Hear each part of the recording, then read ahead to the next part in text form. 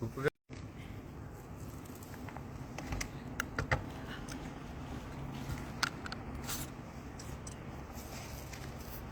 Alors, je pense, la page 132, on l'a fait.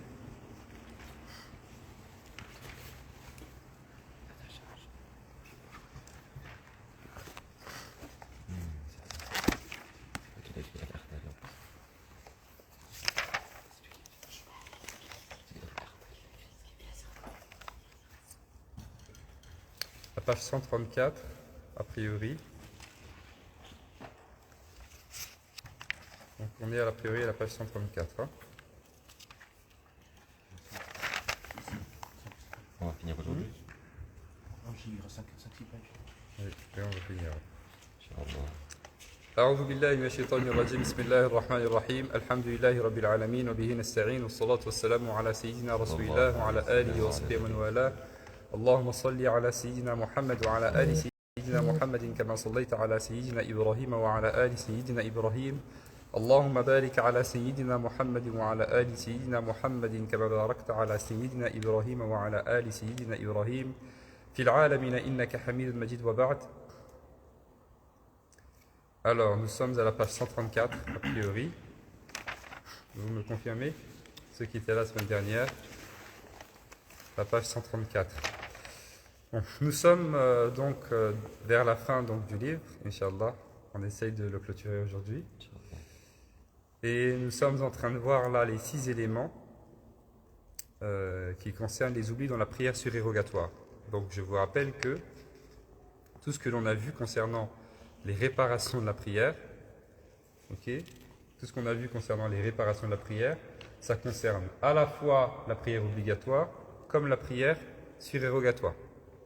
Ok, lorsque j'oublie un ruku', j'oublie un sujoud, j'oublie un tashahhud, okay, j'oublie une assise, etc.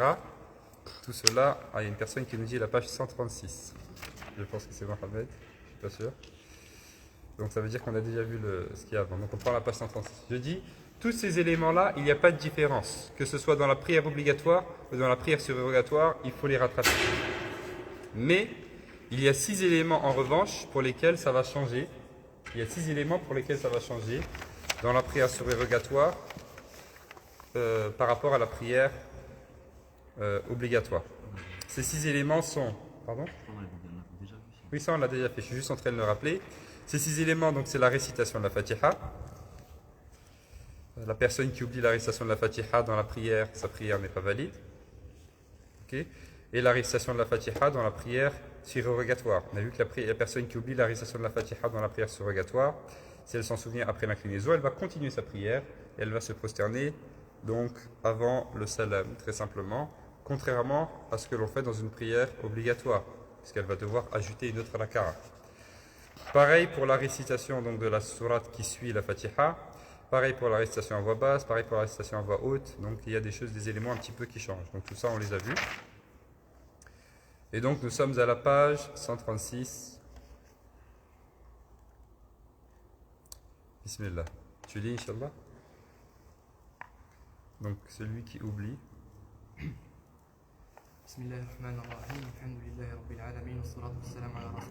Alors attends. La dernière chose qu'on a vue, donc la page 136 et la fin de ce qui précède. La dernière chose qu'on a vue, c'est le fait que la personne qui, dans une prière de 2 raka'at, se lève pour faire une 3e raka'a. Donc là, on est dans une prière surrogatoire. On a une personne qui, au lieu de faire 2 raka'at, ajoute une raka'a supplémentaire, donc fait une 3e raka'a.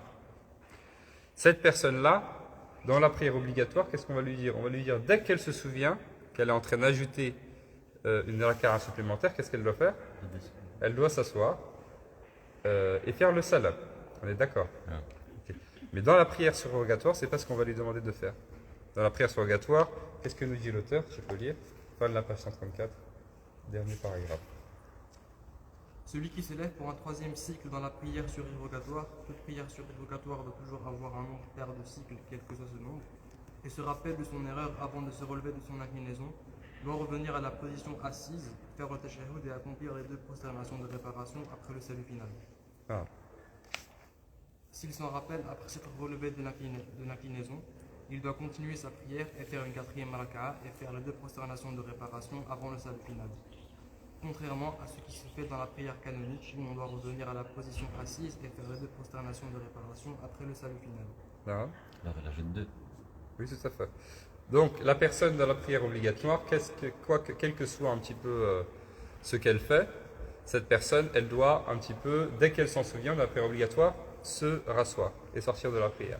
Dans la prière surrogatoire, on va faire la différence entre est-ce que la personne s'en souvient avant le salam ou est-ce avant l'inclinaison, avant le recours, ou est-ce qu'elle s'en souvient après le recours. Si elle s'en souvient avant le recours, effectivement, elle va s'asseoir, elle va sortir de la prière. Si elle s'en souvient après le recours, elle va continuer sa prière et ajouter 2 raka'a. Pourquoi? Parce que les prières surrogatoires sont toujours paires, sauf le witr. Ok? On finit toujours par nos prières par le witr, bien le watr, mais toutes les autres sont toujours paires. Et donc, si j'ajoute une 3e raka'a, ben, je vais en ajouter une 4e, très simplement. Et ensuite, je vais me prosterner avant ou après le salam, il le dit? Après le salam, effectivement. Hein? C'est pour celui qui oublie quoi déjà? La personne qui, c'est pas la personne qui oublie la Fatiha, c'est la personne qui ajoute une raka'a supplémentaire. Est-ce que c'est clair? Donc, an qaribin ahrama wa ata bima nasiya wa sajada ba'da salam. Donc, la personne qui s'en souvient avant le salam va s'asseoir. Ok? Si elle s'en souvient avant le salam, avant l'inclinaison, avant le recours, qu'elle est en train d'ajouter quelque chose de supplémentaire, elle s'assoit et elle va faire le salam. Mais si elle s'en souvient après le salam, eh bien, elle va continuer. On poursuit.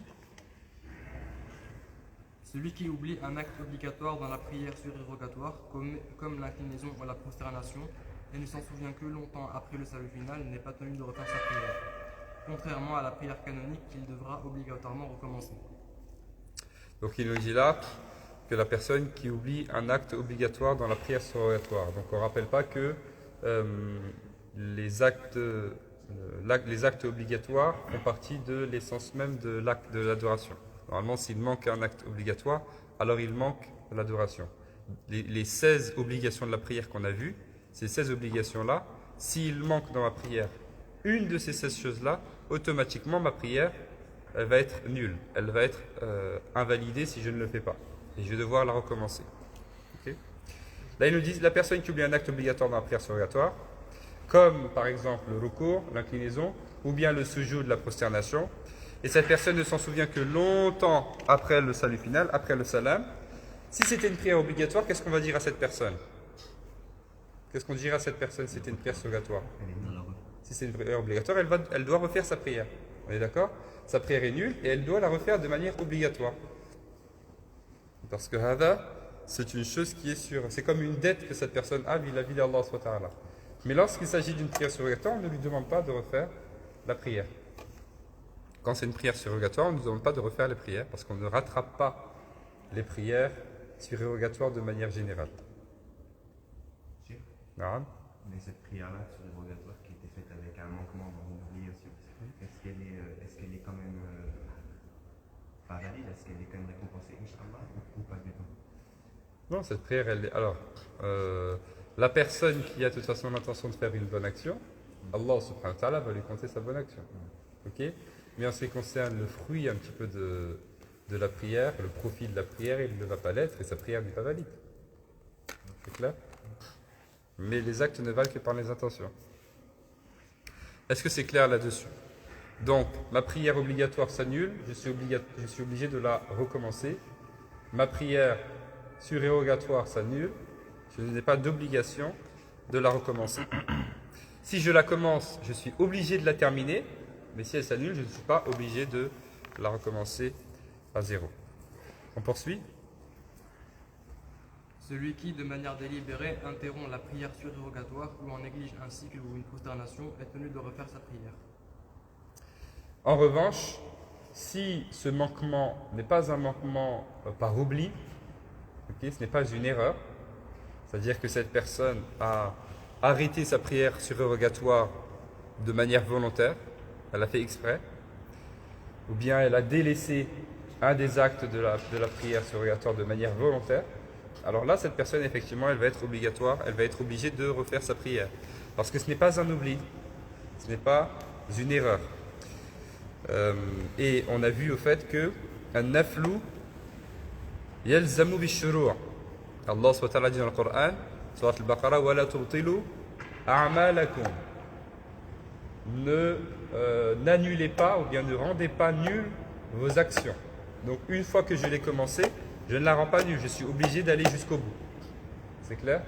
Pour cela, si je fais quelque chose dans la prière, je délaisse quelque chose de la prière, mais de manière volontaire, ce n'est pas une erreur, volontairement, c'est comme si j'annulais ma prière volontairement.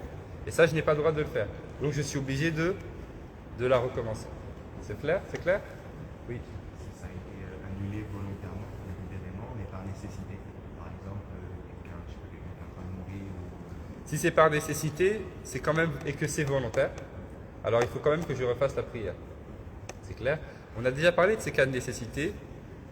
Bon, c'était pour la prière obligatoire. Ok, je vois par exemple quelqu'un qui risque de mourir, ou bien un enfant qui va faire un accident, qui risque de tomber sur un truc, ou bien d'avaler, je sais pas, une bille ou quelque chose comme ça. Bien sûr, j'ai l'obligation de laisser ma prière et d'aller essayer de le sauver. C'est une obligation. Mais dans tous les cas, je vais devoir recommencer ma prière. C'est clair? Quand on dit il est obligatoire de recommencer la prière, ça ne veut pas dire que je suis sanctionné, que j'ai un péché ou quoi. Ok? Si je l'ai fait volontairement, c'est autre chose. Mais dans un cas de nécessité, il n'y a pas de problème. C'est ce qu'il faut faire. C'est clair? Oui. Par exemple, si on fait une cire obligatoire avant l'obligatoire, par exemple entre Iqama et entre l'Adhan et l'Iqama. D'accord. Par exemple, je suis en train de faire la prière sur obligatoire, et là l'imam il arrive et ils font Iqama, ils font commencer ma demande. Il faut que je quitte la prière, sinon je rate le début. Alors, il nous parle du cas de la personne qui, pendant la prière, avant la prière obligatoire, entre l'Adhan et l'Iqama, commence à faire une prière surérogatoire. Et l'imam sort et il commence la prière obligatoire et moi je n'ai pas fini ma prière surérogatoire. Que dois-je faire dans ce cas-là? Non? Je pense qu'il faut la finir. Et après, C'est ça. En fait, il faut que je finisse ma prière surérogatoire. Si j'ai le temps de finir ma prière surérogatoire, je finis ma prière surérogatoire. Pourquoi? Parce que je n'ai pas le droit d'interrompre ma prière surérogatoire de manière volontaire. Donc c'est très simple. Si j'ai le temps de finir ma prière surérogatoire avant que l'imam ne se relève du recours, je finis ma prière surérogatoire. C'est clair? Si j'ai le temps de la finir avant que l'imam ne se relève du recours, je le fais. Et c'est possible. Il suffit juste de raccourcir un petit peu mes récitations et de prier un peu plus rapidement. C'est tout. C'est clair? Oui. celui qui sort de sa prière, est-ce qu'il prend un péché? Pardon? Est-ce qu'il prend un péché? S'il le fait de manière volontaire, oui, il y a des savants qui sont d'avis que cette personne fait une chose qui n'est pas autorisée.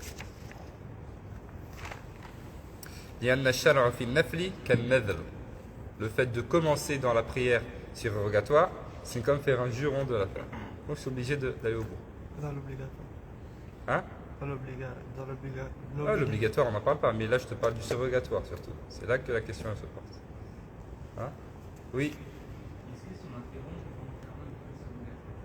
J'entends pas.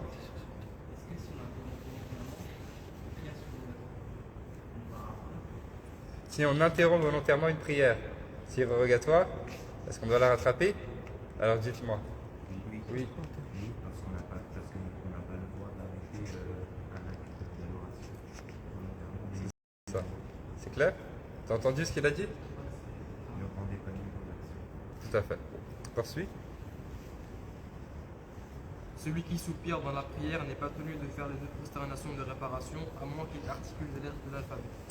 La personne qui soupire, man tanahhada fi salah, n'a pas besoin de faire de prière, donc de prosternation de réparation, sauf si, en soupirant, cette personne prononce des lettres, des voyelles. Parce que si elle prononce des voyelles, فَإِنَّهُ كَالْكَلَامِ. Si la personne prononce des voyelles, donc c'est considéré comme une parole. Et on a vu que la parole pendant la prière, une parole qui n'est pas volontairement, qui ne fait pas partie de la prière, peut annuler la prière. Ok? Poursuis. Quand l'imam commet une omission ou une addition, le fidèle qui prie sous cette direction doit attirer son attention en disant Subhanallah, gloire à Allah. Taïb, il nous dit la personne qui prie derrière un imam, qui est ma'moum, et qui voit que l'imam fait une erreur dans la prière, eh bien cette personne-là, elle doit dire Sabbaha, Sabbaha bihi. Donc elle doit dire Subhanallah, tout simplement. Et ça, que ce soit l'homme ou la femme. Ça, c'est l'avis majoritaire dans le rite malikite. Et on n'applaudit pas. Comme on peut le voir parfois, ou dans certains textes, ça existe, dans d'autres madhahib, comme dans le rite malikite, et les deux vont faire tasbih, dire Subhanallah. Pourquoi Subhanallah? D'abord, ça pose pas de problème parce que Subhanallah, min jins salah, ça fait partie du dhikr. Et ce dhikr-là, il fait partie de la prière, en fait. Hein, dans la prière, on fait Subhana Rabbiyal A'li wa bihamdi, Subhana Rabbiyal A'la, etc., etc. Donc voilà ce que doit faire la personne qui constate un petit peu une erreur de la part de l'imam. Poursuit.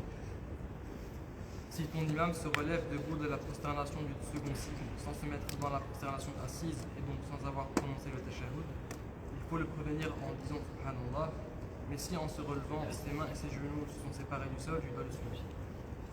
Donc là, il nous dit, si jamais tu pries derrière un imam, et que ton imam, une fois qu'il a fait sa seconde raka'a, au lieu de s'asseoir pour faire le tashahhud, il se met debout. Ok? Donc une fois qu'il a fait deux raka'a, qu'est-ce qu'il doit faire? Il doit s'asseoir, faire le tashahhud, n'est-ce pas? Il me dit, au lieu de s'asseoir pour faire le tashahhud, il se met debout, l'imam. Alors il nous dit, tu dois le prévenir effectivement en faisant tasbih, en disant Subhanallah. Mais il faut le prévenir en faisant tasbih avant que ses deux mains et ses deux genoux quittent le sol. Avant qu'il se lève. Okay? Si jamais ses deux mains et ses deux genoux ont quitté le sol, alors on suit l'imam. On ne doit pas le suivre normalement dans les erreurs, mais là il a déjà, ses deux mains et ses deux genoux ont quitté le sol, il s'est déjà mis debout, on le suit. Et ensuite il fera les prosternations de réparation et on le suivra dans les prosternations de réparation. Oui. C'est dans les prières surrogatoires ou obligatoires? Les deux. Prière surrogatoire et prière obligatoire. Mais il n'y a pas de prière surrogatoire de plus de 2 cycles a priori. Hein. C'est clair? Poursuit. S'il se met dans En la tout cas, pas position- pour nous dans le rite malikite. Il y a d'autres madahib où ça se fait. Mais pour nous dans le rite malikite, ce sera toujours de 2 raka'a salam. Oui.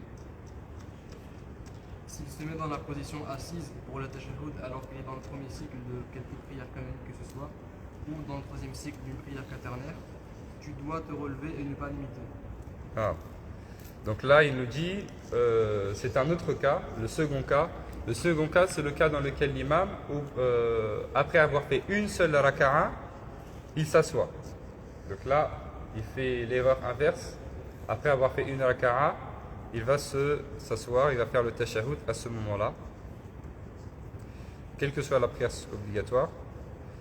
Donc là, il nous dit, on ne doit pas suivre l'imam, on ne doit pas l'imiter.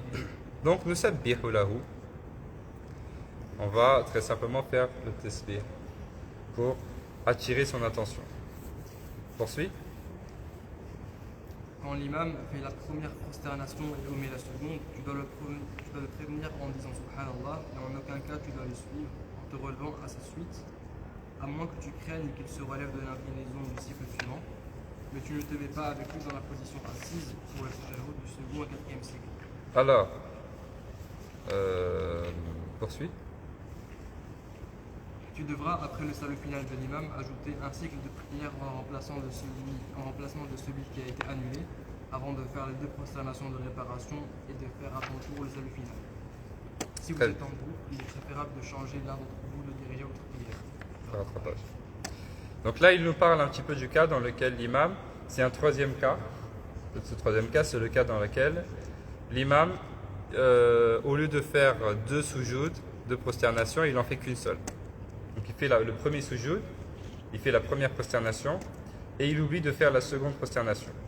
Alors il dit dans ce cas-là, c'est ce que nous dit l'auteur, l'Akhdari, hein, il nous dit ici, il faut prévenir l'imam en faisant le tasbih, en disant Subhanallah, à plusieurs reprises s'il le faut, et en aucun cas on ne doit suivre l'imam en se relevant. Sauf si je crains, si je ne le suis pas, qu'il se relève de l'inclinaison sans moi. Donc là ça veut dire qu'il va passer dans la raka'a suivante sans moi. Si je crains cela, effectivement, je vais devoir le suivre. Je le suis, mais je ne vais pas par la suite me mettre dans la position assise pour le tashahhud. Pourquoi? Parce que moi, je sais qu'il a fait une erreur. Lui, il ne sait pas qu'il a fait une erreur. Mais moi, je le sais. C'est clair? Il est obligé de faire une prosternation. Ça veut dire que sa raka'a, elle s'est annulée. Lui, il pense que sa raka'a, elle est bonne. Donc, c'est sa deuxième raka'a, il va faire le tashahhud. Et moi, je sais que sa raka'a, elle n'est pas bonne. Donc, je ne vais pas faire le tashahhud avec lui. C'est clair? Ça, c'est l'avis de ce qui nous dit l'imam al-Akhdari. Mais là-dessus, il y a une divergence un petit peu chez les fuqaha malikites. Okay, on a Sidi Khalil et Sahnoun d'un côté. Et puis on a également Derdir ibn al-Qasim, qui est l'élève de l'imam Malik, ta'ala wa radi anhu, qui sont d'un avis un petit peu différent, qui vont nous dire, on va très simplement, c'est pas qu'on ne va pas suivre l'imam, on va très simplement faire le tasbih, ou jouban, on va faire le tasbih de manière un petit peu obligatoire, très simplement.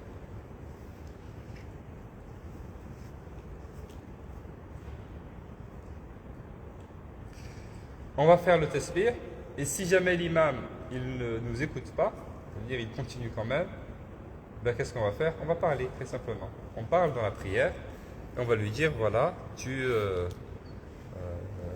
as oublié par exemple la deuxième prosternation, quelque chose comme ça. Ça marche? On parle uniquement des paroles qui sont nécessaires. On ne fait pas plus que le nécessaire. Et ça n'annule pas ma prière. Parce que quand je parle pendant la prière, mais dans l'objectif de corriger la prière, c'est pardonné, c'est accepté. Ok? Par exemple, il y a plein d'autres cas. Par exemple, on doit faire le salam, on a fini la prière, on doit faire le salam, et l'imam il dit Allahu Akbar, il se met debout. Qu'est-ce que je fais? Je vais dire Subhanallah, Subhanallah. S'il ne comprend pas, je vais lui dire Qum tali khamisa, par exemple. Ou bien il faut faire le salam. Et je lis fasallim. Ok? Tu t'es levé pour une cinquième. Ou bien assieds-toi.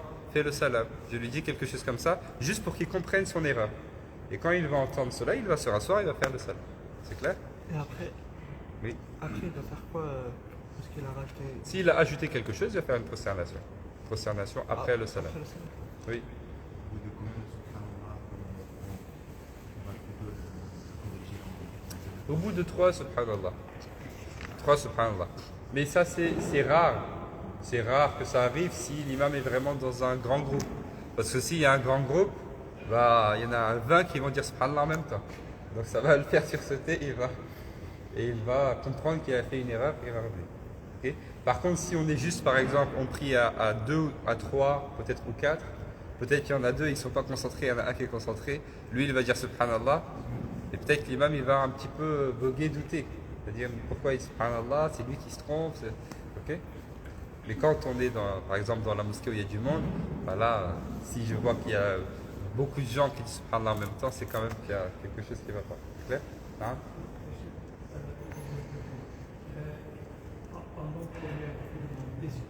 Pardon? Pendant la prière, Oui. est-ce que c'est juste le premier temps, 2 ou 3 personnes qui parlent, ou bien En ce qui concerne la correction de la récitation de l'imam, en ce qui concerne la correction de la récitation de l'imam, on va parler de des personnes qui sont donc effectivement ceux qu'on laisse de toute façon au premier rang juste derrière l'imam. C'est leur rôle. Okay? Ça leur est réservé et c'est pas la peine que tout le monde le fasse. L'imam connaît aussi les règles de cela, donc c'est pas la peine que tout le monde le corrige là-dessus. Okay? Non, je ne parle pas de subhanallah, je parle de la correction de la récitation de l'imam. La récitation du Coran. En ce qui concerne subhanallah, l'imam il va aussi considérer le nombre de personnes qui disent subhanallah. Il considère ça. Parce qu'on va voir après à la fin du livre qu'il peut même demander le shahada de personnes qui sont dans le groupe pour voir s'il considère ou pas. On va arriver, je vais expliquer. Okay? On va y arriver là. Vous allez voir. Taïb, c'est clair ça? Oui. Et ensuite, donc, une fois que l'imam va faire le salam, je vais devoir donc, une fois que l'imam fait le salam, moi ajouter une raka'a supplémentaire, parce que je sais que l'imam il a fait une raka'a qui s'est annulée. Lui peut-être qu'il ne s'est même pas rendu compte qu'il a oublié la prosternation, mais moi je le sais. Comme je le sais, je ne vais pas le suivre dans son erreur, je vais ajouter une raka'a supplémentaire qui va venir remplacer la raka'a dans laquelle il a oublié la prosternation, très simplement.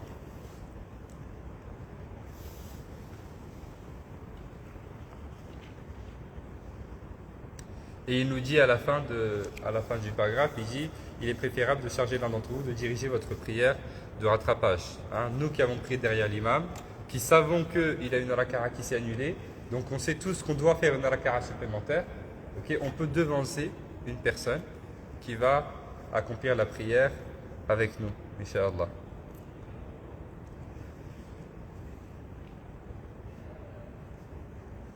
On poursuit? Si l'imam ajoute une troisième prosternation, il faut le prévenir en disant Subhanallah et ne te prosterne pas avec lui. Bien évidemment. لأن الإمام يؤتم به في صوابه. يؤتم في صوابه, ça veut dire on le suit uniquement dans ce qui est raisonnable. On suit l'imam uniquement dans ce qui est raisonnable, on ne le suit pas dans ses erreurs. Okay? Donc si il ajoute une troisième prosternation, je vais le prévenir en disant Subhanallah, je ne vais pas me prosterner avec lui. Et si je me prosterne avec lui de manière obligatoire, de manière volontaire, alors que je sais que c'est une erreur, ma prière peut s'annuler. Parce que ça veut dire que j'ai ajouté une chose obligatoire de la prière, j'ai ajouté une prosternation volontairement. Ok? Et on n'a pas le droit d'ajouter deux choses supplémentaires dans la prière volontairement. On prie comme Allah nous a demandé de prier, on n'ajoute rien du tout. C'est clair? Oui. Poursuis. Si l'imam se relève pour commencer un cinquième cycle dans une prière quaternaire et en général pour entamer un cycle de plus qui ne doit en compter une prière canonique, alors celui qui est certain de la validité de ce cycle excédent ou en doute doit le suivre. Celui qui est certain qu'il est de trop doit observer la position assise. Alors, là il nous dit, il nous parle du cas dans lequel l'imam est dans une prière de 4 raka'a. Par exemple, la prière de Dhuhr, ou bien la prière de l'Asr, ou bien la prière de l'Isha. Prière de 4 raka'a. Donc, il a fait ses 4 raka'a. L'imam a fait ses 4 raka'a et il est assis, il fait le tashahhud. Il a fini le tashahhud, qu'est-ce qu'il doit faire? Qu'est-ce qu'il doit faire? Il doit faire le salam, on est d'accord? Il doit faire le salam. Il nous dit là, l'imam, il ne fait pas le salam. Qu'est-ce qu'il fait? Il se met debout. L'imam se met debout. Et il commence une 5e raka'a. Alors il nous dit là, il y a 2 catégories de personnes. Parmi ceux qui suivent l'imam, il y a 2 catégories de personnes. La première catégorie, ce sont ceux qui prient en étant certains de la validité du cycle excédent. C'est-à-dire qu'ils sont certains de ce que l'imam est en train de faire. Soit ils sont sûrs, soit ils doutent. C'est-à-dire qu'ils se disent, ah peut-être qu'on n'a fait que 3 raka'a, donc là ce qui fait l'imam, c'est pas une 5e, c'est une 4e. Donc ils sont sûrs qu'il faut suivre l'imam. C'est clair? Ou alors ils disent par exemple, alhamdoulilah, ou bien ils doutent. Ils ne savent pas si on a fait 3 raka'a ou 4 raka'a, je ne sais plus. La personne qui est sûre que ce que fait l'imam, il faut le suivre, il a raison de le faire, ou bien qui doute, cette personne-là doit obligatoirement suivre l'imam. Ok? Bah oui. Si je suis sûr que l'imam, il a fait que 3 raka'at et pas 4. Donc là, si je pense que c'est la 4e raka'a, il faut que je le suive. Et si je doute, je ne sais pas s'il en a fait 3 ou 4, alors on a déjà vu que dans la prière, le doute équivaut à la certitude. Si je doute entre un chiffre et un autre, je prends toujours le moindre. Ok? Je doute entre 3 et 4, je vais prendre 3. Je doute entre 2 et 3, je vais prendre 2. Je doute entre 1 et 2, je vais prendre 1. Toujours, je prends le moindre. Donc là, je doute, donc je vais suivre l'imam. Donc ça, cette personne-là, elle doit obligatoirement suivre l'imam. Est-ce que vous me suivez ou pas? On parle du cas de la personne qui est certaine que ce que l'imam est en train de faire, il a raison de le faire. Il a raison de le faire. S'il a raison de le faire, je dois le suivre obligatoirement. C'est clair? Oui. Mais on sera quand même tenu de rattraper, de faire ce jeu de... On va voir. Il va nous dire la suite. Donc, ou alors, je doute. Est-ce que je dois le suivre? Est-ce qu'on a fait les raka'a suffisantes ou pas? Si je doute, je dois le suivre également. Et le deuxième cas, la deuxième catégorie de fidèles, c'est les fidèles qui, eux, sont certains que ce que l'imam est en train de faire, c'est supplémentaire. C'est en trop. Alors eux, ils doivent observer la position assise. ils ne doivent pas se lever avec l'imam. Donc parmi les ma'moum, il y a deux catégories. Il y a ceux qui sont sûrs que ce que fait l'imam, il ne doit pas le faire. Donc je dois absolument rester assis. Et il y a ceux qui sont sûrs ou qui doutent que ce que fait l'imam, peut-être qu'il a raison de le faire. Dans ces cas-là, je dois suivre l'imam obligatoirement. Ce sont les deux catégories de fidèles que l'on a. Oui. Et on prend toujours le moindre rapport dans l'obligation. Là. Oui. Ouais. Ensuite, il nous dit, poursuit. Si le fidèle qui est dans le premier cas s'assoit et que celui qui est dans le second cas se remet debout, leur prière est invalidée. Très bien. Donc il nous dit, si le fidèle qui est dans le premier cas, ça veut dire le fidèle qui est sûr que ce que fait l'imam, il doit le faire, ou bien ce que fait l'imam, peut-être qu'il doit le faire, lui, qu'est-ce qu'on a dit? On a dit il doit suivre l'imam obligatoirement. S'il s'assoit, sa prière s'annule. C'est clair? Et le second cas, qui est sûr que ce que fait l'imam, c'est en plus, c'est de trop, il ne faut pas le suivre, et cette personne suit quand même l'imam, sa prière s'annule également. C'est clair? Attention, je crois qu'il y a une erreur dans le livre, n'est-ce pas? Ici, à cet endroit, il y a écrit « leur prière n'est pas invalidée ». Alors, il faut corriger, c'est « leur prière est invalidée ». Oui. Du coup, le second groupe qui est sûr que le cycle est excédentaire, on doit terminer la prière seul ou il y a une personne. Ils ne suivent pas l'imam, ils restent assis, ils attendent. Ils attendent que l'imam revienne. Quand l'imam va faire son salam, ils font le salam avec l'imam. Ils restent assis. Donc vous corrigez, pour ceux qui ont le livre, c'est pas leur prière n'est pas invalidée, mais c'est plutôt leur prière est invalidée. Hein. Oui. Si c'est une erreur autre que dans la station assise, Oui. dans ce cas, est-ce qu'on doit quand même s'asseoir ou on attend dans la dernière position dans laquelle On ne suit pas l'imam dans ses erreurs.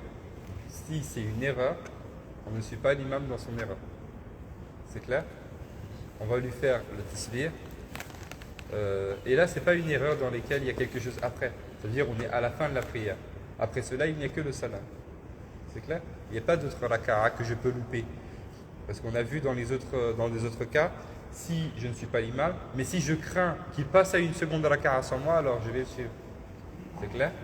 Mais là, ce n'est pas le cas, parce qu'on est à la fin de la prière. Donc c'est pour ça que je ne vais pas le suivre. C'est clair?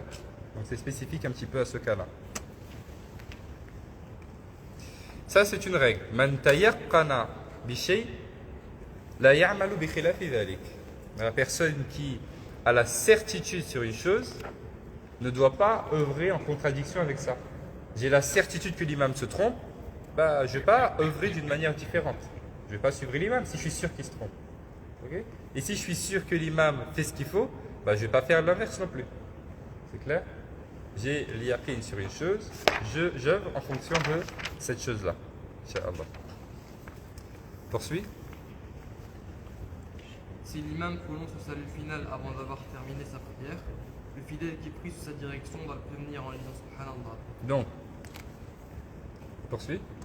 S'il ajoute foi à son rappel, il devra achever sa prière et se prosterner après le salut final. Alors, là, il nous parle du cas, et c'est le dernier cas un petit peu qu'il va nous évoquer dans le livre. Ce dernier cas qu'il nous évoque, c'est le cas de l'imam. Donc, on est à la fin de la prière, comme on arrive à la fin du livre. Le cas de l'imam qui fait le salam avant d'avoir terminé sa prière. L'imam n'a pas encore terminé la prière et il fait le salam à ce moment-là, il pense qu'on est à la fin de la prière, il fait salam. Il dit assalamu alaykum. Alors le fidèle, le ma'moum qui est derrière l'imam, qui prie sous la direction de l'imam, doit dire subhanallah. Il doit attirer l'attention de l'imam, subhanallah, pour que l'imam comprenne qu'il ne doit pas faire le salam à ce moment-là et qu'il oublie quelque chose. Alors, si l'imam ajoute foi à son rappel, ça veut dire si l'imam, effectivement, il croit à cette personne, entre guillemets, ça veut dire l'imam pense que cette personne dit vrai, alors effectivement l'imam va continuer sa prière, et après il va faire se prosterner avant ou après le salam. Il va se prosterner avant ou après le salam? Après le salam, parce qu'il a ajouté quelque chose de supplémentaire dans sa prière, il a ajouté un salam dans sa prière. Très bien, oui. Mais lorsqu'il a fait le salam, après pour continuer la prière, Il dit Allahu Akbar en étant assis, dans la position qu'il a. et après il redit Allahu Akbar pour se relever. Non, il dit juste Allahu Akbar pour entrer dans la prière. Non, mais après pour se relever. Vu qu'il fait le salam par exemple à la deuxième règle. Non, c'est pas nécessaire. N'importe quand dans la prière. C'est n'importe. D'accord. N'importe quel moment auquel il fait le salam. Il ne va pas redire Allahu Akbar, sinon ce serait un takbir supplémentaire. Il fait Allahu Akbar pour rentrer dans la prière. C'est tout. Et il fait ce qui lui manque. S'il doit se mettre debout, il se met debout. Et en se mettant debout, il fait Allahu Akbar ou pas? Non, D'accord. parce qu'il a déjà dit Allahu Akbar. Le Allahu Akbar qu'il a fait avant, en pensant qu'il devait le faire en s'asseoir pour faire le tashahhud, en fait c'était le Allahu Akbar pour se mettre debout. C'est clair? Donc s'il le refait, il ajoute quelque chose de supplémentaire. Du coup, est-ce qu'il doit changer son intention? Hein? Est-ce qu'il doit remettre son intention? Ouais, j'ai l'intention de. Oui, mais son intention de finir sa prière. C'est plus une obligation. Après, Qu'est-ce qu'il y a? c'est plus une obligation. Non, c'est pas le texte. Le regard de réparation, l'ajout de quelque chose, ça se passe quel que soit l'ajout, ou il y a des ajouts spécifiques qui, Quel que soit l'ajout. même si c'est une parole qui n'a rien à voir avec la prière, ou même si c'est Oui, quel que soit l'ajout. bien sûr. Même si parfois c'est pas obligatoire de le faire. Les savants ils disent on le fait par humiliation de Shaitan. Ok, pour humilier Shaitan, même si c'est pas une obligation de le faire. Parce que Shaitan, il a été la cause un peu qu'on soit déconcentré dans la prière, etc. Donc pour l'humilier, on se prosterne. Parce que vous savez que lorsque une personne, notamment un jeune, se prosterne, c'est l'une des situations qui font un petit peu démanger Shaitan. Il ne supporte pas deux choses. Il ne supporte pas voir un jeune ou un serviteur d'Allah prosterné devant Allah. Il ne supporte pas. Il ne supporte pas entendre un jeune réciter le Coran avec tajwid aussi. Il ne supporte pas ça, Shaitan. Okay? Donc pour bien le faire rager, on va se prosterner. Oui. Vous dites un jeune, je ne comprends pas. Hein? Ça dérange le shaitan quand c'est un jeune? Parce que le jeune a une énergie que les autres n'ont pas. Il peut utiliser cette énergie dans d'autres choses qui sont un peu loin de la religion, etc., etc. Mais malgré ça, il met son énergie dans la religion. Ok? Ça, c'est un élément que les savants évoquent. Ça ne veut pas dire que ça concerne que le jeune, mais ils ont mis l'accent un petit peu là-dessus, simplement. C'est clair? Est-ce que c'est clair? Taïb. Donc je dis subhanallah. Si l'imam, effectivement, pense que c'est véridique, il va me suivre. Poursuis.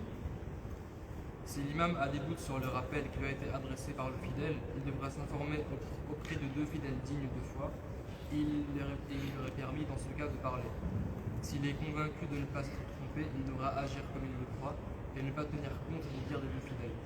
Mais si plusieurs orants confirment les propos des deux fidèles, il devra s'en rapporter à eux. Donc là, on a deux cas. On a le cas dans lequel l'imam croit cette personne, ça veut dire le cas où l'imam, effectivement, est un petit peu convaincu. Donc là, il va suivre cette personne-là, il va faire les prosternations. Mais on a également le cas dans lequel l'imam n'est pas forcément convaincu de cela. Ok, donc imaginons, ce n'est pas un grand nombre de personnes qui disent subhanallah, c'est un petit nombre de personnes qui disent subhanallah. Hein, un petit nombre de personnes. Dans ce cas-là, qu'est-ce qu'on va faire?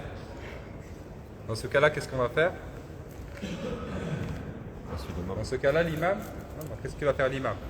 Dans ce cas-là, l'imam, ce qu'il va faire, il va s'adresser à deux personnes qui sont dans la prière, qui sont dignes de confiance. Et il va regarder ce que disent ces deux personnes-là, dans la prière, dignes de confiance. Est-ce que ces deux personnes-là disent également subhanallah, c'est-à-dire ces deux personnes disent que l'imam s'est trompé, ou pas? Et il va suivre ces deux personnes-là, très simplement. Sauf dans le cas où c'est vraiment un grand nombre de personnes, comme disait tout à l'heure, qui disent subhanallah, qui tous disent la même chose si l'imam s'est trompé. Dans ce cas-là, effectivement, l'imam doit se rapporter à ce grand groupe de personnes-là, bien évidemment. Mais les deux, comment ils interrogent? Il parle. Il dit leur prénom. Les deux personnes parlent dans la prière pour confirmer ou pas. Ah, d'accord. Très simplement. Oui. Il dit leur prénom. Il peut s'adresser à eux. Ce sont des choses qui sont autorisées par nécessité dans la prière. Est-ce que c'est clair? Donc, on va suivre toujours le plus grand nombre. Le plus grand nombre dit une chose, il y a eu l'erreur, il n'y a pas l'erreur. L'imam va toujours suivre ce grand nombre de personnes. C'est clair? Oui. Et de cette manière-là, donc, nous arrivons à la fin un petit peu donc, de cet épître Al-Akhdari. Intaha. Inch'Allah. Qu'Allah subhanahu wa ta'ala accepte. Inch'Allah. Vous avez un crayon? Quelqu'un a un crayon? Quand ton prénom? Ah oui, il faut noter la date toujours. Hein. À chaque fois, on note la date. Inch'Allah.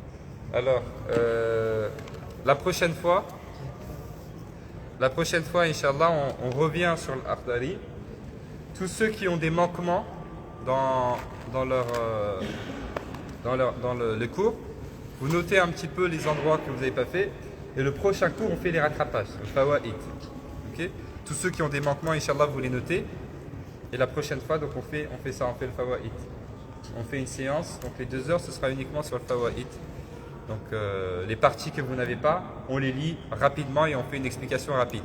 Ok? On fait comme ça pour la prochaine fois. Et après cela, on commencera un autre livre. Donc là, ceux qui ont fait l'Akhdari vont passer à al-Fiqhiyya. Et ceux qui faisaient Fiqhiyya vont passer à un autre livre que vous pouvez déjà acheter qui s'appelle Ayyuhal Walad. C'est une risala. C'est une risala de l'imam al-Ghazali qui s'appelle Ayyuhal Walad. En français, ça s'appelle Lettre aux disciples. Ça s'appelle Lettre aux disciples. C'est un livre de spiritualité et il est présent dans la librairie. Vous pouvez déjà l'acheter, dans 2 semaines, on le commencera, Inch'Allah. C'est clair? On attend juste l'Adhan après l'Adhan.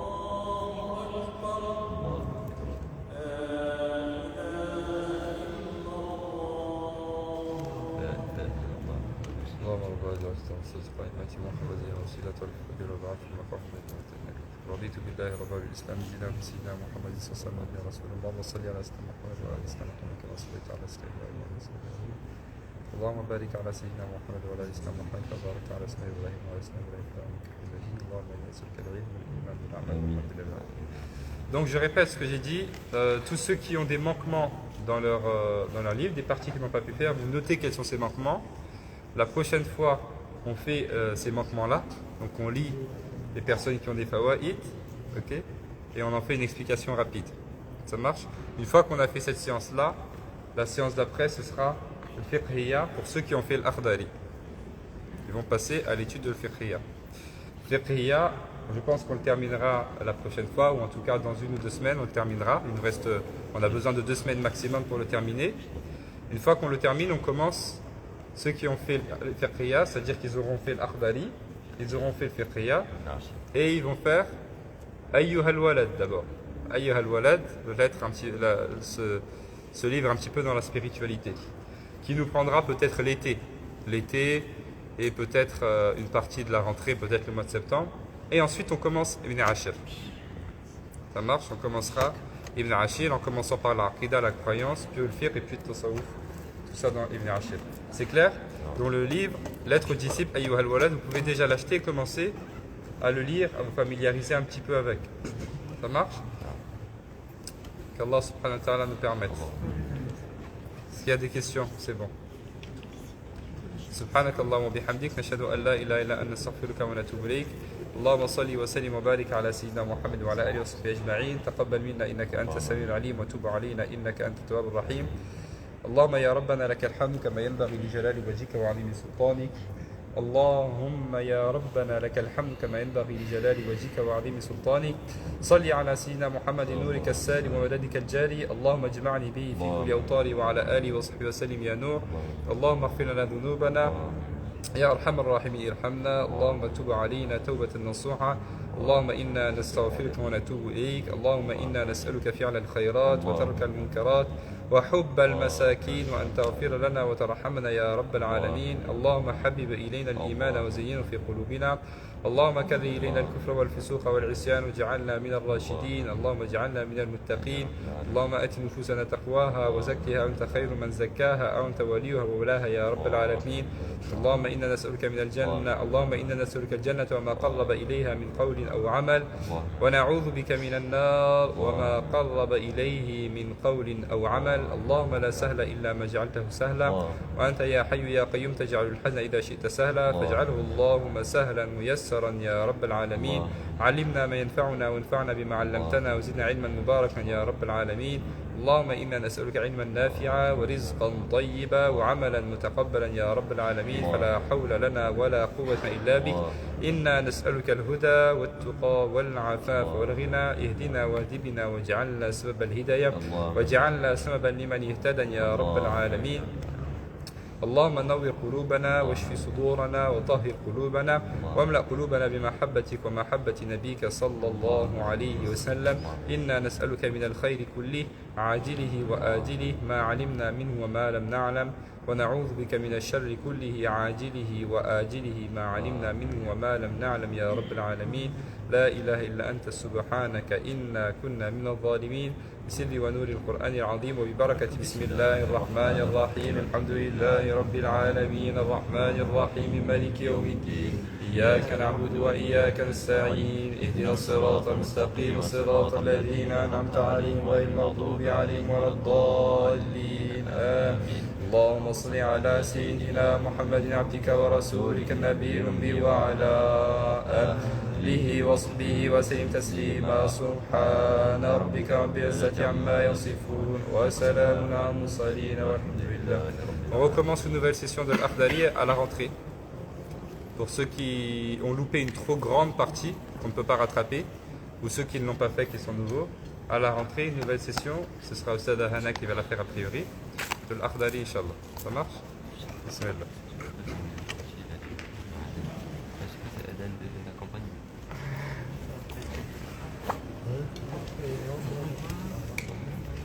Je vais pas regarder ici s'il y a des questions.